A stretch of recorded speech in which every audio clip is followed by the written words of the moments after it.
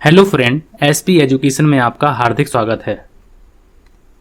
आज की क्लास में हम लोग बात करने वाले हैं, व्यावसायिक संगठन की बात करने वाले हैं।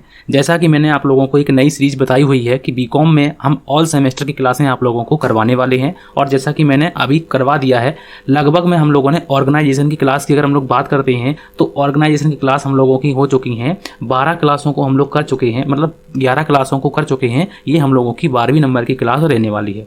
अब ये क्लास जो है वो किसके लिए बेनिफिशियल होगी, तो ये बीकॉम फर्स्ट सेमेस्टर के जो स्टूडेंट हैं उनके लिए काफ़ी बेनिफिशियल होने वाली है। इसमें मैंने वो भी क्वेश्चन बताए हुए हैं पिछली क्लासों में कि जो क्वेश्चन आए हुए हैं पिछली साल, पिछले ओल्ड ईयर में, उनकी भी मैंने बात की हुई है। प्रीवियस ईयर में जो भी क्वेश्चन बने हुए हैं उनकी भी बात मैं साथ ही साथ करते चलता हूं कि किस प्रकार से क्वेश्चन पूछे गए हैं और किस प्रकार से क्वेश्चन पूछे जा सकते हैं, चाहे किसी भी प्रकार से हो, चाहे एमसीक्यू के प्रकार के हों, चाहे थ्योरी के प्रकार के हों। आप लोगों को क्वेश्चन मैं आप लोगों को डिटेल में पूरी की पूरी पढ़ाने की कोशिश कर रहा हूँ, और ये जो है सिलेबस आप लोगों का टीजीटी और पीजीटी एग्जाम में भी काम आने वाला है। ठीक है, तो हम लोग अपनी समय को समय खराब ना करते हुए अपनी क्लास को स्टार्ट करते हैं। आज की क्लास जो रहने वाली है वो व्यावसायिक संगठन के जो कुछ चीज़ें हैं वो रह गई थी, और उनके एमसीक्यू की बात अभी हम लोगों को करनी है। जैसे कि आप लोग देख रहे होगा कि आप लोगों ने एमसीक्यू क्लास मैंने पहले से ही लिख रखा है कि हम लोग इसमें एमसीक्यू क्लास करने वाले हैं।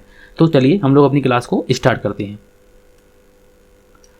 सबसे पहले यहाँ पर लिखा हुआ है, अगर हम लोग सामने की बात करते हैं कि व्यावसायिक संगठन के प्रारूप के चयन में निर्णायक घटक। अगर आप लोगों ने नहीं देखा हुआ है कि व्यावसायिक संगठन के प्रारूप क्या क्या होते हैं तो उनकी पिछली मैंने क्लास करवाई हुई है आप लोगों को। अगर हम लोग पिछली क्लास को देखते हुए चलते हैं तो मैंने आप लोगों को व्यावसायिक संगठन के जो प्रारूप की क्लास है, एक क्लास हमने पहले ही 11 नंबर करवा दी है आप लोगों को। तो मैंने आप लोगों को प्लेलिस्ट बना दी है, आप लोगों को कोई दिक्कत की भी नहीं होगी कि आप लोग आराम से ढूंढ सकते हैं अपनी क्लासों को।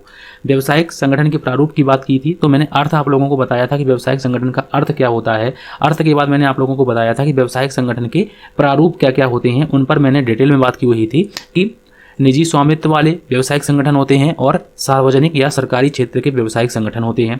अब निजी स्वामित्व वाले संगठन कौन कौन से होते हैं तो उन पर मैंने बताया हुआ था कि एकाकी व्यापार होता है, साझेदारी होता है, संयुक्त हिंदू परिवार होता है, और संयुक्त पूंजी वाली कंपनी होती है, और सहकारी संस्था होती हैं। फिर उसके बाद मैंने आप लोगों को बताया हुआ था कि सार्वजनिक या सरकारी क्षेत्र के व्यावसायिक संगठन क्या होते हैं, तो इनको मैंने बताया हुआ था कि विभागीय उपक्रम, जैसे रेलवे की बात की है, मंडल परिषद विद्युत मंडल की बात करनी है हम लोगों को, वैधानिक निगम जैसे जो जीवन बीमा निगम होता है हम लोगों का LIC, और सरकारी company Hindustan machine tools company आप लोगों ने सुना भी होगा। तो ये सार्वजनिक या सरकारी क्षेत्र के व्यावसायिक संगठन होते हैं। और मैंने आप लोगों को एक बात और बताई हुई थी कि क्वेश्चन कैसे पूछे जाते हैं। तो यहाँ पर देखिए क्वेश्चन भी पूछे गए हैं, और ये पेपर नंबर लिखा हुआ है यहाँ पर, और ये पेज नंबर लिखा हुआ है। तो ये बातें नहीं है कि मैंने आप लोगों को ऐसे ही कोई फालतू बातें नहीं बताऊंगा। व्यावसायिक संगठन के विभिन्न प्रारूप के संक्षेप में वर्णन कीजिए, ये क्वेश्चन आया है और ये 5 नंबरों में पूछा गया क्वेश्चन है। तो एकाकी व्यापार तभी कर पाएंगे जब आप व्यावसायिक संगठन के प्रारूपों पर अच्छी तरीके से अपनी जो है पकड़ को मजबूत कर लेंगे। फिर उसके बाद आप लोग ध्यान से देखिए कि साझेदारी और संयुक्त हिंदू परिवार व्यवसाय में अंतर बताइए। तो साझेदारी भी आप लोगों को अच्छी तरीके से पढ़नी होगी, और संयुक्त हिंदू परिवार भी आप लोगों को अच्छी तरीके से पढ़ना होगा। और ये 5 नंबर का ये भी है और वो भी है। 5 नंबर मतलब 15 नंबर का एक चैप्टर से आ रहा है। ठीक है, तो मतलब समझ जाइए आप लोग कि अच्छा खासा मतलब हम लोगों को इस चैप्टर को ध्यान देना है। ठीक है, तो मैंने आप लोगों को ये भी बता दिया, तो इसको आप लोग ध्यान से देखिए पिछली क्लासों को। तो हम लोग आज बात करने वाले हैं व्यावसायिक संगठन के प्रारूप में चयन में निर्णायक घटक। तो चयन मतलब जब हम लोग कोई रूप चुनते हैं, ठीक है, जैसे मान लो हमें साझेदारी चुनना है या फिर हमें कंपनी चुनना है, तो हम उस चयन को करने से पहले कुछ निर्णायक घटक होते हैं, उन पर हमें डिसीजन लेना पड़ता है। तो वो डिसीजन क्या क्या हैं उनकी हम लोग देख लेते हैं कि वो घटक कौन कौन से होते हैं। तो उनको हो सकता है आप लोगों से डिटेल में पूछा जा सकता है, और हो सकता है कि आप लोगों से इतनी डिटेल में ना पूछा जाए, क्योंकि आप लोगों को हेडिंग याद रखनी है और अपने मटेरियल को साथ ही साथ में समझते रहना है। सबसे पहले हम लोग बात करने वाले हैं घटक की कि सरकारी हस्तक्षेप की मात्रा। सबसे पहले लिखा हुआ है कि व्यावसायिक संगठन में जो सरकारी हस्तक्षेप की मात्रा होती है, तो हम लोग बात करते हैं कि कंपनी व्यवसाय पर एकाकी व्यवसाय की अपेक्षा सरकारी नियंत्रण अधिक होता है। मतलब जब अगर हम लोग कंपनी का डिसीजन लेते हैं तो एकाकी व्यवसाय की अपेक्षा इसमें ज़्यादा सरकार का नियंत्रण अधिक होता है, और पिछले वर्षों में यह बढ़ता ही गया है। यह पिछले वर्षों में दिन प्रतिदिन बढ़ता ही गया है। अतः यदि व्यवसाय में कम सरकारी हस्तक्षेप पसंद हो, अगर किसी व्यक्ति को सरकारी हस्तक्षेप कम पसंद हो तो वो एकाकी व्यवसाय उसके लिए ठीक रहेगा। और साझेदारी में सरकार का हस्तक्षेप कम रहता है, किंतु कंपनी अधिनियम में समय समय पर किए जाने वाले परिवर्तनों के कारण हस्तक्षेप बढ़ता जा रहा है। मतलब ये साझेदारी की बात कही गई है कि साझेदारी में भी पहले तो हस्तक्षेप कम था, लेकिन कंपनी अधिनियमों में समय पर परिवर्तन होने के कारण इसमें अभी हस्तक्षेप बढ़ता जा रहा है। अतः व्यवसायी को सरकारी हस्तक्षेप की मात्रा का अध्ययन करने के बाद ही व्यावसायिक संगठन के रूप का चयन करना चाहिए। मतलब यहाँ पर लिखा हुआ है कि हमें उस व्यवसाय का चयन करना चाहिए। अगर आप लोगों को सरकारी हस्तक्षेप ज़्यादा पसंद है तो आप लोग कंपनी चुन सकते हैं, और आप लोगों को कम पसंद है सरकारी हस्तक्षेप तो आप लोग एकाकी व्यवसाय को चुन सकते हैं। दूसरे घटक की अगर हम लोग बात करते हैं तो जोखिम की मात्रा। हम लोग ये देखते हैं कि किस में कम जोखिम है और किस में ज़्यादा जोखिम है। अब जैसे मान लो कि व्यवसाय जोखिम का ही खेल है, सभी लोग जानते हैं कि हाँ, कुछ व्यवसायों में जोखिम की मात्रा अधिक होती है और कुछ में कम होती है। कुछ व्यवसायों में जो है अधिक कम जोखिम वाले व्यवसायों को कंपनी के रूप में संगठित करना उत्तम होगा, जबकि कम जोखिम वाले व्यवसाय एकाकी या साझेदारी संगठन के रूप में संगठित किए जा सकते हैं। जबकि कम जोखिम वाले व्यवसाय एकाकी या साझेदारी संगठन के रूप में संगठित किए जा सकते हैं। तो इन्होंने कहा है कि अगर हम लोग व्यवसाय चुनते हैं तो व्यवसाय में जो है जोखिम को भी ध्यान में रखना चाहिए, क्योंकि कुछ ऐसे व्यवसाय होते हैं जिनमें अधिक जोखिम होता है और कुछ व्यवसाय ऐसे होते हैं जिनमें कम जोखिम होता है। तो हमें उस व्यवसाय का चयन करना चाहिए जिस हिसाब से हमें जोखिम को भी ध्यान में रखना चाहिए। तो तीसरा नंबर जो घटक है, अगर हम लोग इसकी बात करते हैं कि कर भार मतलब कि कौन से व्यवसाय में कितना कर लगता है, कौन से व्यवसाय में, तो हमें उस व्यवसाय का चयन करना चाहिए जिसमें कम कर लगता हो। टैक्स की बात आती है यहाँ पर।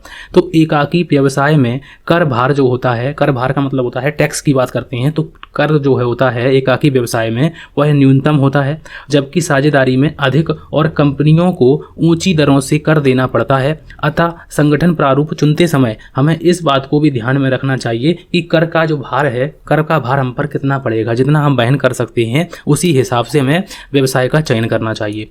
और नेक्स्ट में लिखा हुआ है, नेक्स्ट घटक जो बात कर रहे हैं वो चौथे नंबर की बात की करती है हम लोग गोपनीयता। यहाँ से में लिखा हुआ है कि व्यावसायिक भेद कंपनी संगठन में कम सुरक्षित रहते हैं, क्योंकि व्यावसायिक भेद कंपनी संगठन में कम सुरक्षित रहते हैं, किंतु एकाकी व्यवसाय में पूर्ण गोपनीय रहते हैं, क्योंकि एकाकी व्यवसाय में एक ही व्यक्ति खुद ही मालिक होता है, उसी को सब कुछ करना पड़ता है। तो इसलिए जो भी चीज़ें होती हैं वो गोपनीय रहती हैं, क्योंकि उसमें समस्त जो कार्य होते हैं वो एकाकी स्वामी द्वारा किए जाते हैं। तो ये हम लोग क्या पढ़ रहे हैं, अगर हम लोग बात करते हैं तो हम लोग पढ़ रहे हैं व्यावसायिक संगठन के प्रारूप की बात कर रहे हैं, जिसमें हम लोगों ने बताया है कि व्यावसायिक संगठन को चयन करते समय हमें निम्न घटकों को ध्यान में रखना चाहिए। एक है कि सरकार का हस्तक्षेप कितना होता है, और दूसरा है जोखिम की मात्रा, तीसरा है कर भार की बात करते हैं, और चौथा जो हम लोगों ने बताया हुआ है वो है गोपनीयता।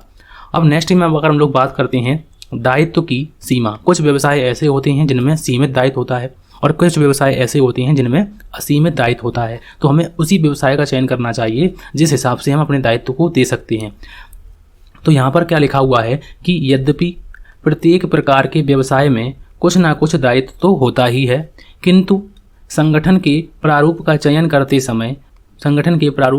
करते समय हमें इस बात पर ध्यान रखना चाहिए कि व्यवसाय में विनियोजित पूंजी एवं उससे मिलने वाले संदर्भ में दायित्व उचित हो, और दायित्व आर्थिक और वैधानिक दोनों प्रकार का हो सकता है। तो इस बात को हमें याद रखना है, इतनी बातें हमें याद नहीं रखनी है। हमें दायित्व की सीमा देखनी है कि दायित्व हमारा किस प्रकार से, जैसे मान लो हमने पूंजी लगाई है और उस हिसाब से जितनी पूंजी लगाई है उस हिसाब से हमें दायित्व देना पड़ेगा, या फिर उससे ज़्यादा देना पड़ेगा, या कम दायित्व या ज़्यादा दायित्व। तो इस प्रकार से दायित्व की सीमा को भी हमें लोगों को ध्यान में रखना चाहिए।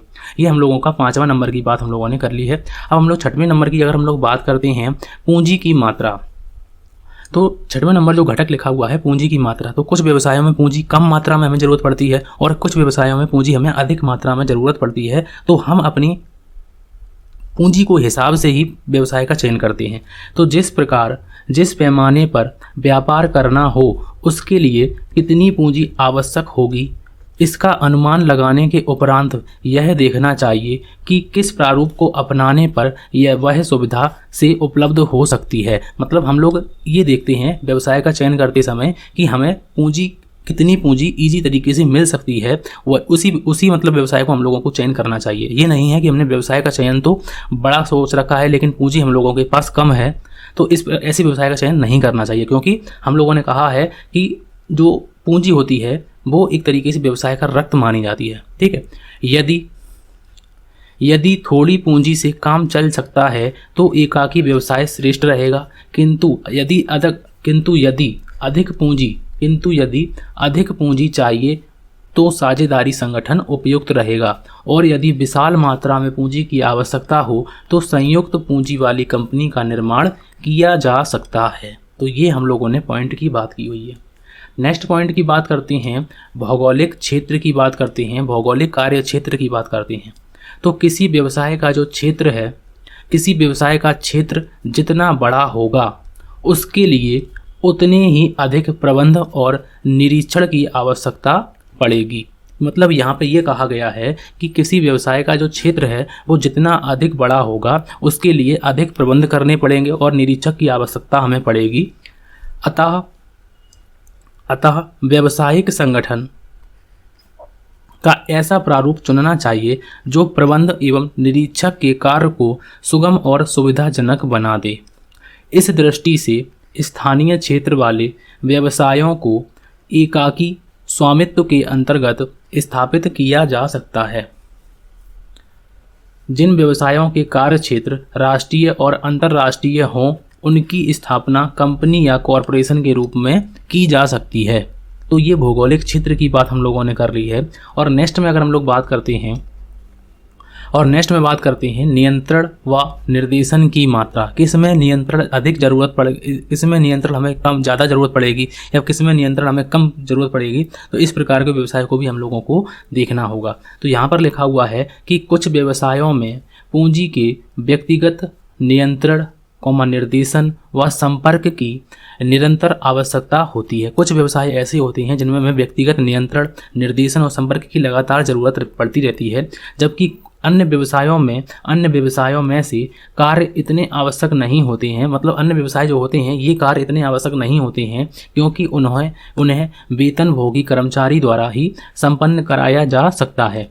जैसे विभागीय भंडार या बाटा शू कंपनी जैसी बहुसंख्यक दुकानों का काम। स्पष्टता प्रथम वर्ग के व्यवसायों के लिए एकाकी व्यवसाय उत्तम है और दूसरे वर्ग के व्यवसायों के लिए साझेदारी या कंपनी के रूप में संगठित करना अधिक उपयुक्त रहेगा। तो ये लिखा हुआ है निर्देशन और नियंत्रण की बात। नेक्स्ट में अगर हम लोग बात करते हैं और नेक्स्ट में लिखा हुआ है निरंतरता एवं स्थायित्व की बात करते हैं। तो इस बात को अगर हम लोग देखते हैं तो ये बात कही थी LH हेने के अनुसार कि व्यावसायिक संगठन को इतना आवश्यक योग्य होना चाहिए कि वह निर्विघ्न स्थिति में दीर्घकाल तक चलता रहे और अल्पकालीन विघ्न डालने वाले तत्वों का मुकाबला कर सके। हमें इस प्रकार से व्यवसाय को बनाना चाहिए और स्थायित्व उसमें होना चाहिए। ये नहीं है कि थोड़ी छोटी मोटी प्रॉब्लम आई और व्यवसाय हमारा बंद हो गया। तो छोटी मोटी प्रॉब्लमों को हम लोगों को मुकाबला करना चाहिए। तो इस प्रकार के व्यवसाय का हमें चयन करना चाहिए। नेक्स्ट में लिखा हुआ है कि स्वामित्व व का हस्तांतरण। यदि इस बात की संभावना है कि कुछ समय तक चलते रहने के बाद व्यवसाय का स्वामित्व जो है वो हस्तांतरित करना होगा तो ऐसा संगठन प्रारूप अपनाना चाहिए जिससे कार्य सहज ही किया जा सके। तो स्वामित्व का अगर हमें पता है कि हमें अगर थोड़े दिनों बाद व्यवसाय का जो है वो हमें स्वामित्व का जो है वो हस्तांतरण करना होगा, तो हमें इस प्रकार के व्यवसाय संगठन का प्रारूप अपनाना चाहिए जिससे ये प्रोसेस जो है वो ईजी तरीके से की जा सके। इस दृष्टि से एकाकी और कंपनी प्रारूप श्रेष्ठ है। विदेशी सहयोग से स्थापित होने वाले व्यवसाय कंपनी के रूप में संगठित करने चाहिए ताकि समझौता पूरा होने पर विदेशियों के स्वामित्व संबंधी हित भारतीय सहस्वामियों को सहज ही स्थानांतरित किए जा सके।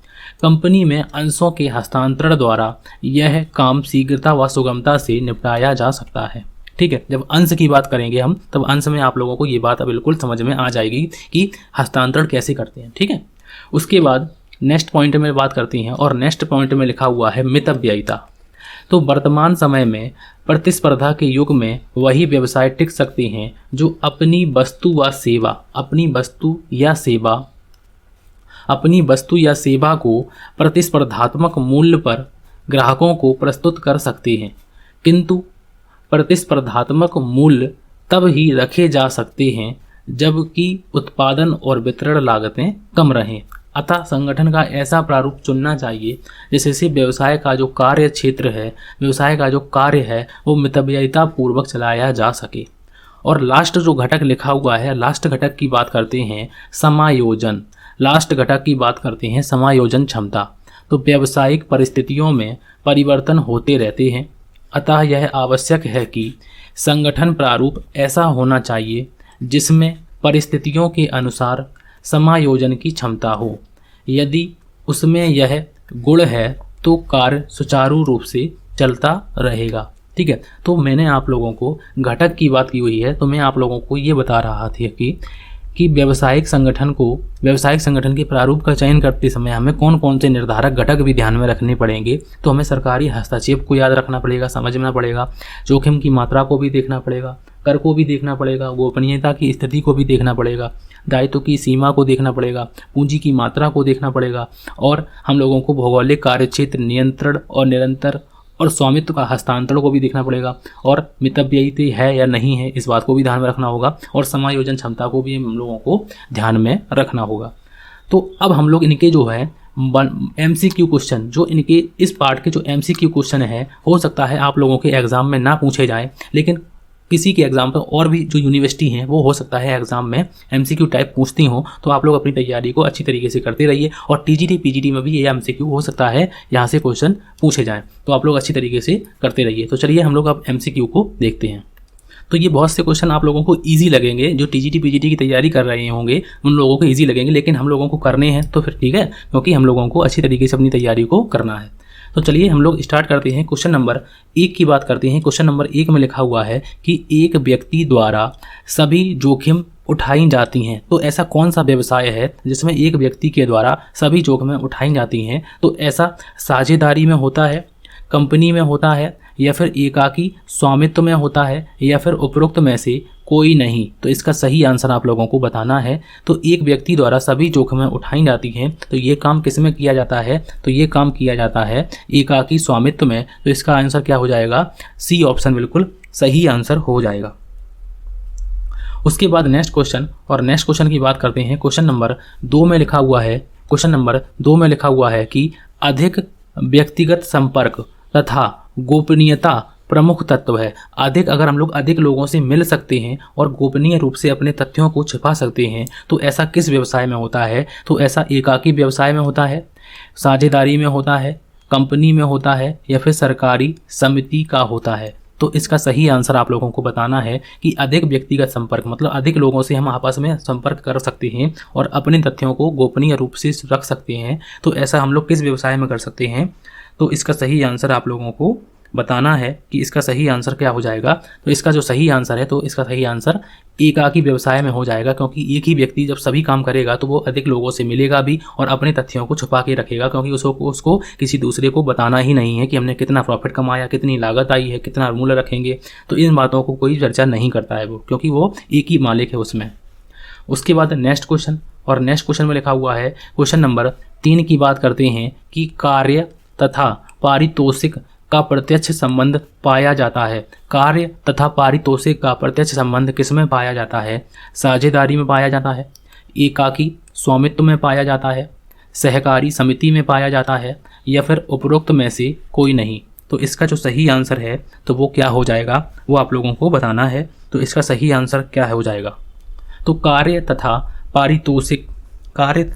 पारितोषिक का प्रत्यक्ष जो संबंध होता है वो किससे होता है? एकाकी व्यवसाय से होता है। तो इसका राइट आंसर क्या हो जाएगा? प्रत्यक्ष संबंध की बात की गई है यहाँ पर, अप्रत्यक्ष की नहीं की गई है। तो कार्य और प्रत्यक्ष पारितोषिक का जो सीधा संबंध होता है वो इसी में होता है, क्योंकि कार्य भी हमें खुद ही करना पड़ेगा और जो मिलेगा भी वो किसी को बांटना भी नहीं पड़ेगा। तो ऐसा किस में होता है? तो ऐसा हम लोगों का एकाकी स्वामित्व में होता है। तो इसका राइट आंसर क्या हो जाएगा?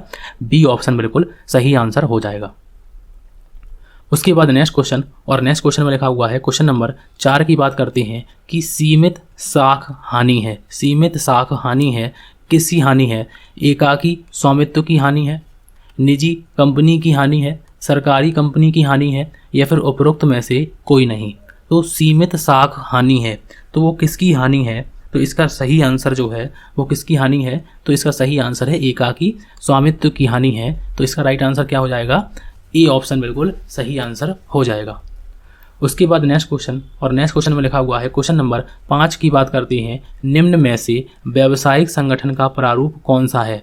निम्न में से व्यावसायिक संगठन का प्रारूप कौन सा है? निजी क्षेत्र है, सार्वजनिक क्षेत्र है, मिश्रित क्षेत्र है, या फिर उपरोक्त सभी है? तो व्यावसायिक संगठन के प्रारूप आप लोगों को बताने हैं। तो व्यावसायिक संगठन के प्रारूप इसमें कौन कौन से हैं? तो इसका सही आंसर आप लोगों को बताना है। तो इसका जो सही आंसर है कि व्यावसायिक संगठन के जो प्रारूप हैं वो ये तीनों ही हैं। तो इसके लिए राइट आंसर क्या हो जाएगा? डी ऑप्शन बिल्कुल सही आंसर हो जाएगा। उसके बाद नेक्स्ट क्वेश्चन, और नेक्स्ट क्वेश्चन में लिखा हुआ है क्वेश्चन नंबर 6 में लिखा हुआ है कि लाभ का बंटवारा नहीं किया जाता, यह कथन बताता है। तो लाभ का बंटवारा हम लोग किस में नहीं करते? साझेदारी में, क्योंकि साझेदारी में तो साझेदार होते हैं तो उनको करना पड़ेगा। संयुक्त तो हिंदू परिवार में तो इसमें भी करना पड़ता है। तो हम लोग लाभ का बंटवारा हम लोग किस में नहीं करते? एकाकी स्वामित्व में नहीं करते। इसका राइट आंसर क्या हो जाएगा? सी ऑप्शन बिल्कुल सही आंसर हो जाएगा। उसके बाद नेक्स्ट क्वेश्चन, और नेक्स्ट क्वेश्चन में लिखा हुआ है 7 नंबर में क्वेश्चन में लिखा हुआ है कि निम्न में से कौन निजी क्षेत्र की गैर निर्गमित श्रेणी में नहीं आता है? गैर निर्गमित श्रेणी में नहीं आता है। एकाकी स्वामित्व, संयुक्त पूंजी वाली कंपनी, साझेदारी, या फिर उपरोक्त में से उपरोक्त सभी। तो इसका राइट आंसर क्या हो जाएगा वो आप लोगों को बताना है कि निम्न में से कौन निजी क्षेत्र की गैर निर्गमित श्रेणी में नहीं आता है। तो इसमें याद रखिए कि गैर निर्गमित श्रेणी जो है उसमें जो है कौन नहीं आता है? तो संयुक्त पूंजी वाली कंपनी नहीं आती है। ये बातें मैंने डिटेल में आप लोगों को कराई हुई हैं। 11 नंबर क्लास आप लोग अच्छी तरीके से देख सकते हैं, क्योंकि मैंने आज 12वीं क्लास आप लोगों की कर रहे हैं। पूरी ऑर्गेनाइजेशन को पढ़ाने का पूरा मैंने जिम्मा लिया है। आप लोगों को अच्छी तरीके से बीकॉम की ऑल सेमेस्टर की क्लासें कराने वाले हैं। उसके बाद नेक्स्ट क्वेश्चन, और नेक्स्ट क्वेश्चन में लिखा हुआ है क्वेश्चन नंबर 8 में लिखा हुआ है कि निम्न में से कौन सी एकाकी व्यापार की विशेषता नहीं है? तो एकाकी व्यवसाय की विशेषता क्या नहीं है? एकाकी स्वामित्व है, तो ये तो विशेषता है, बिल्कुल है। उसके बाद सीमित दायित्व, ये भी सीमित दायित्व इसमें कैसा होता है? तो यही विशेषता नहीं है, गोपनीयता है। और अविभाजित जोखिम ये भी है। तो इसलिए इसको जो है ये विशेषता नहीं है, क्योंकि इसमें जो विशेषता होती है वो असीमित दायित्व की होती है। असीमित दायित्व, तो क्योंकि एक ही व्यक्ति सभी काम देखेगा तो जितनी भी हानि होगी, अगर लाभ होगा तो वो खुद बांटेगा और हानि होगी तो वो भी उसे खुद बांटनी पड़ेगी। तो यहाँ पर असीमित दायित्व होता है। तो इसका राइट आंसर क्या हो जाएगा? बी विशेषता नहीं है। तो इसका राइट आंसर क्या हो जाएगा?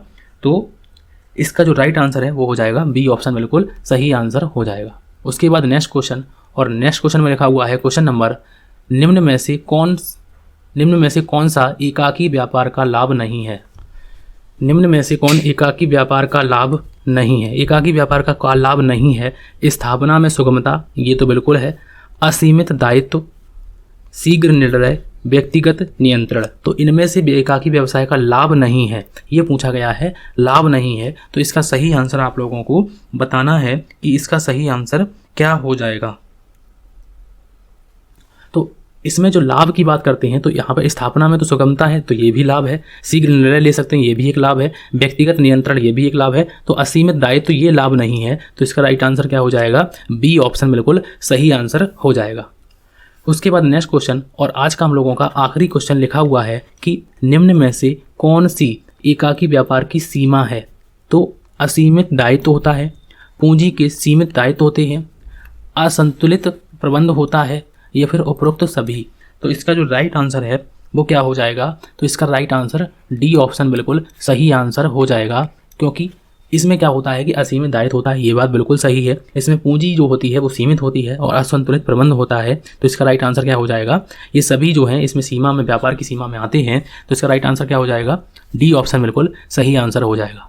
आज की क्लास में मैंने आप लोगों को एकाकी व्यावसायिक संगठन के प्रारूप की बात की हुई है। तो नेक्स्ट क्लास में अगर हम लोग बात करने वाले हैं तो नेक्स्ट क्लास में हम लोग एकाकी व्यवसाय की बात करेंगे, एकाकी स्वामित्व की बात करेंगे। फिर अगली क्लास में आप लोगों को साझेदारी की बात करेंगे, क्योंकि मुझे आप लोगों को अच्छी तरीके से पढ़ाना है और मैंने आप लोगों को बताया हुआ है कि लगभग मैं आप लोगों का 20 से 22 क्लास 24 क्लास में आप लोगों का सिलेबस पूरा बिजनेस ऑर्गेनाइजेशन का करवा दिया जाएगा। ये मेरा वादा है आप लोगों से। तो आप लोग अपने जो है, अगर आप लोगों को वीडियो अच्छा लगता है तो प्लीज़ आप लोग लाइक करें और एसपी एजुकेशन चैनल को जरूर सब्सक्राइब करें, क्योंकि आपकी बीकॉम की ऑल सेमेस्टर क्लासें आप लोगों को इसी चैनल पर मिलने वाली हैं और फ्री में। तो आज की क्लास आप लोग कैसी लगी तो प्लीज़ लाइक करें और कमेंट करें। Thank you for watching.